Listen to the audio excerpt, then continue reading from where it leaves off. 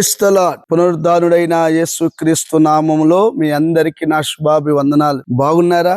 యేసయ్య మీ అందరినీ ఆశీర్వదించును గాక. అనుదిన వాత్సల్యత అనునేటి వాక్య ధ్యానాన్ని ఈ ఉదయకాలం ధ్యానించుకుందాం రండి. పరిశుద్ధ బైబిల్ గ్రంథములో 32వ సంకీర్తన 8వ వాక్య భాగం 3వ లైను నేను చదువుతాను. వీలైతే బైబిల్ తెరిచి వాక్యాన్ని గమనించండి. నీ మీద దృష్టి ఉంచి నీకు ఆలోచన చెప్పేదను. ఆమేన్. యేసయ్యకి మహిమ కలుగునుగాక. ప్రియమైన దేవుని బిడ్లారా, ఈ చదవబడిన వాక్య భాగంలో దేవాతి దేవుడు సూటిగా ఈ ఉదయకాలం మీతోనూ మీ పిల్లలతోనూ మీ కుటుంబంతోనూ మీరు చేస్తున్న ఉద్యోగాలు వ్యాపారాల గురించి కూడా చక్కటి మాట, నీ పైన దృష్టి నిలిపి, నీ వ్యాపారం మీద దృష్టి నిలిపి, నీ కుటుంబ వ్యవస్థ మీద దృష్టి నిలిపి నేను నీకు ఆలోచన చెప్పేదను. యేసయ్యకి మహిమ కలుగును గాక. బిడ్లారా, ఈ రోజున ఎవరెవరో కనుదృష్టి నీ మీద ఉంది, కానీ దేవుని కనుదృష్టి ఉందా? దేవుడు అంటున్నాడు, నీ మీద దృష్టి పెడతానమ్మా, నీ పిల్లల మీద దృష్టి పెడతానయ్యా, నీ కుటుంబం మీద దృష్టి పెడతానయ్యా. నేను గనక దృష్టి నిలిపాననుకో, నీకు గొప్ప ఆలోచన ఇస్తానంటున్నాడు. దేవుడు ఒక కుటుంబాన్ని దృష్టించాలంటే ఎవరిని దృష్టి పెడతాడో తెలుసా? యెషయా ప్రవచన గ్రంథంలో 66వ అధ్యాయం 2వ వాక్యంలో ఇలా రాయబడి ఉంటుంది. ఎవడు దీనుడై విరిగి నలిగిన హృదయముతో, ఎవడు దీనుడై విరిగి నలిగిన హృదయము కలిగి ఉంటాడో, బ్రతుకుతాడో, ఆ వ్యక్తిని నేను దృష్టి నిలుపుతా. ఆమేన్. క్రైస్తవుడా, దేవుని ఎరిగిన బిడ్డ, నువ్వు ఎలా బ్రతకాలో తెలుసా? దీనుడుగా బ్రతకాలి, దీనురాలుగా బ్రతకాలి. ఈ రోజు నా కుటుంబాల్లో దీనత్వం కనబడుతుందా? నీలో ఆ దీనత్వం ఉందా? నీ పిల్లలలో ఆ దీనత్వం ఉందా? మరి దీనులుగా నువ్వు ఉండకపోతే, దీనత్వం కలిగి నువ్వు బ్రతకకపోతే ఎలా దేవుడు దృష్టి నిలుపుతాడు అనుకుంటున్నావు? ఎవడు దీనుడై విరిగి నలిగిన హృదయం కలిగి ఉంటాడో వాడిని నేను దృష్టి నిలుపుతానని ఆకాశమందున్న దేవుడు ఈ ఉదయకాలం నీతో మాట్లాడుచున్నాడమ్మా. ఇప్పటి వరకు ఎలా బ్రతికావో నాకు తెలియదు, కానీ ఈ వాక్యం విన్న తర్వాత అయినా నీ మనస్సును మార్చుకొని దీనత్వం కలిగి బ్రతుకు. దీనులైన మీరు ధన్యులో, భూలోకాన్ని ప్రపంచాన్ని మీరు అనుభవిస్తారు, స్వాధీనపరుచుకుంటారు అని ప్రభు చెప్పాడుగా. అమ్మా, దీనులుగా ఉండాలి. అప్పుడు ఆయన ఏం చేస్తాడు? ఒక ఆలోచన ఇస్తాడు.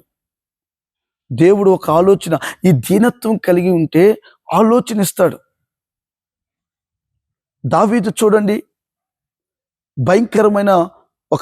భయంకరమైన పరిస్థితి ఎదురైంది కుటుంబంలో. అతనిని, అతని భార్యని, పిల్లలను, 400 మంది భార్య పిల్లలను శత్రువులు తీసుకుని వెళ్ళిపోయారు. ఇంకొకరైతే ఏమంటారు? ఏంటి నాకు ఈ కర్మ, శత్రువులు నన్ను వెంటాడుతున్నారని లేనిపోయిన మాటలు మాట్లాడతారు. ఈ రోజున మందిరానికి వెళ్తూ ఆ బండి మీద నుంచి కింద పడితేనే దేవుడుంటే నాకు ఎందుకు ఇలా జరుగుతుంది అనేవాళ్ళు లేకపోలేదు.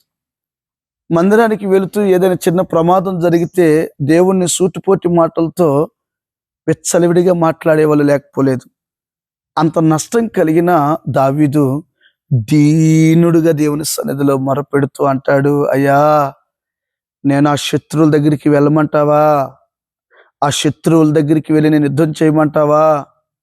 పోగొట్టుకున్న నా భార్య పిల్లల్ని, నా యొక్క పనివారి యొక్క భార్య పిల్లల్ని, నా సైన్యంలో ఉన్న వారి భార్య పిల్లల్ని నేను తీసుకొని రాగలనా అని దీనుడుగా ఆడ ప్రార్థన చేస్తున్నాడు. దేవుడు ప్రార్థనలో ఒక చక్కటి ఆలోచన, దావీదు వెళ్ళు, నేను నీ చేతికి అప్పగించబోతున్నాను. ఆమేన్. నేను సైన్యమును నీ చేతికి అప్పగించబోతున్నాను. నీ భార్య పిల్లలను, నీతో సైనికులు భార్య పిల్లలను నీ చేతికి నేను అప్పగించబోతున్నాను. పోగొట్టుకున్నవన్నీ తిరిగి సంపాదించుకున్నాడు. బిడ్లారా, దీనుడుగా నువ్వు బ్రతకాలి, దీనురాలుగా నువ్వు బ్రతకాలి. ఈ దీనులంట భూలోకాన్ని స్వతంత్రించుకుంటారంట. బిడ్లారా, కనుక ఈ వాక్యం విన్న తర్వాత దీనుడిగా నువ్వు ఉంటే ఒక చక్కటి ఆలోచన దేవుడు నీకు ఇస్తాడు. ఈ రోజున నువ్వు సక్సెస్ అవ్వకపోవడానికి దీనత్వం లేకపోవడమే. దీనుడిగా నువ్వు ఉంటే ఒక ఆలోచన, నీ వ్యాపారం ఎలా చేసుకోవాలో ఆలోచన ఇస్తాడు. నీ పిల్లలకి కుటుంబంలో వివాహాలు ఎట్లా చేసుకోవాలో ఆలోచన ఇస్తాడు. వచ్చిన రాబడి అంతా ఎలా ఖర్చు పెట్టుకోవాలో నీకు ఆలోచన ఇస్తాడు. ఈ ఉదయకాలం వాక్యం విన్న తర్వాత అయినా నువ్వు దీనుడిగా బ్రతికితే దేవుని యొద్ద నుండి ఒక గొప్ప ఆలోచన నీకు కలుగును గాక. కీర్తనలో రాయబడి ఉంది కదా, మనందరికి తెలిసిన సుపరిచితమైన వాక్యమే, దుష్టుల ఆలోచన చొప్పున నువ్వు నడవద్దు. ఈ రోజున నువ్వు ఎవరి ఆలోచన ప్రకారం నడుస్తున్నావు? చూడండి, తామారు అన్న యెహోనాదాబు చూడండి, సొంత దావీదు అన్న కుమారుడే. ఈ యొక్క ప్రియమైన దేవుని బిడ్డలారా, ఎవరి ఆలోచన ప్రకారం నువ్వు నడుస్తున్నావు? మనందరికి బైబిల్లో దావీదు యొక్క అన్నగారి కుమారుడు ఉన్నాడుగా, యెహోనాదాబు. ఈ అమ్నోనికి ఏమని ఆలోచన ఇచ్చాడు?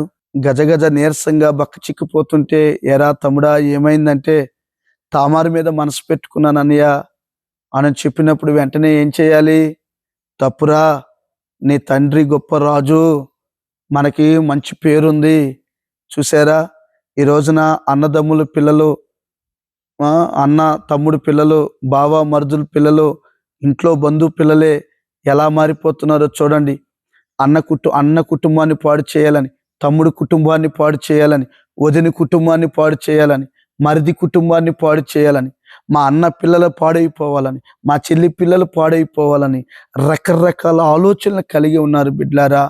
దుష్టుడా, ఇది దేవుని దగ్గర నుంచి వస్తున్న ఆలోచనను గుర్తుపట్టాలి.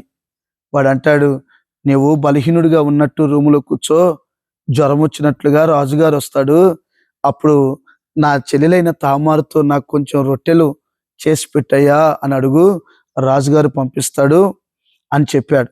అన్నట్టుగానే ప్లాన్ వేశాడు. తామారు వచ్చింది, రొట్టెలు చేయబోయింది, చేసి అనియా తినంది.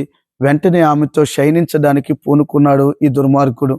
చూసారా బిడ్లారా, ఎవరి ప్రభావం పడిందో తెలుసా? సొంత అన్న యెహోనాదాబు ప్రభావం పడింది. 2 తర్వాత అబ్షాలోం ప్లాన్ వేసి ఇతగాన్ని చంపేస్తాడు. దుష్టుడు ఆలోచన ప్రకారం నువ్వు నడిపించబడితే నీ లైఫ్ స్మైల్ అయిపోతుంది. ఈ వాక్యం వింటున్న దేవుని బిడ్డ, దేవుని ఆలోచన నా దేవుడు నీ మదిలో పుట్టించునుగాక. దేవుని ఆలోచన ప్రకారం మీరు నడిపించబడుదురుగాక. దేవుడిచ్చే ఒక్క ఆలోచన నీ చరిత్ర మార్చబడునుగాక. ఆమేన్. దేవుడు ఈ మాటలు దీవించునుగాక.